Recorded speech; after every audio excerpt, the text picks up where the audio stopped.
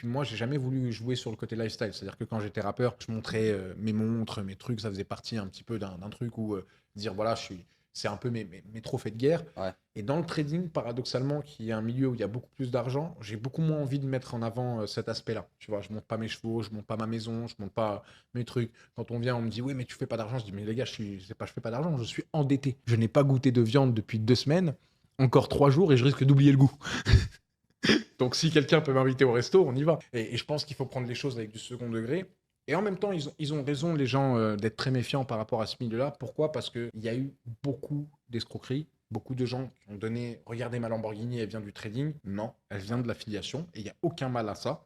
Il y a des gens qui faisaient de l'affiliation pour Thermomix ou pour Tupperware et ils ont gagné C'est vrai. beaucoup d'argent aussi. L'affiliation n'est pas là pour faire perdre de l'argent aux clients, mais un minimum, c'est que quand tu veux faire rentrer quelqu'un dans l'univers du trading pour toi toucher une commission derrière, prodigue un service de qualité, soit Ouais. accompagnateur, soit humain en fait.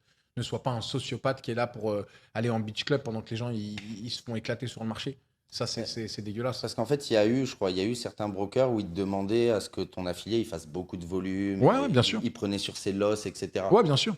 Donc ça, Bah, c'est vrai que ça a un peu refroidi tout le monde, mais tu bien vois, sûr, quand ça s'est même découvert. pour être très clair sur ça, propre firme ou broker, il y a deux systèmes. Il y a donc ceux qui vont être réguliers et au risque de dégoûter un peu les gens, c'est pas parce qu'ils sont régulés à AMF, en mon sens, qu'ils vont être legit. Je prends l'exemple par exemple de Bybit. Ouais. Bybit complètement interdit AMF, d'ailleurs plus accessible aux Français. Je connais personne qui a eu un problème sur Bybit. Bybit ont mangé un hack de 1,4 milliard.